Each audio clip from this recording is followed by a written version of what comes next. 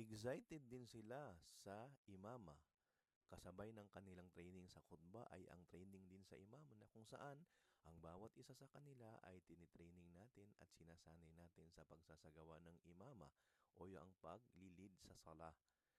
Dahil ito ay isa sa pinakamahalagang matutunan nila dahil para sa kanilang sarili, sa kanilang pamilya at sa jamaan nila pagbalik nila sa kanilang mga lugar ay marunong na silang mag-imam. Biidnillah subhanahu wa ta'ala. Bago sila mag-imam ay pinapaharap muna sila sa ustad, pinaparinig sa ustad yung kanilang babasahing sura at ang suratul Fatiha at kung may mali ay itatama ito. Ito ay kabilang sa training natin sa ating summer tutorial, hindi lang pag-aaral kundi yung mismong aktual na pag-iimam ay isinasagawa natin upang sila ay magamit nila ito sa pang-araw-araw nilang pamumuhay pagbalik nila sa kanilang mga lugar. At inshallah sila ay maging future mga imam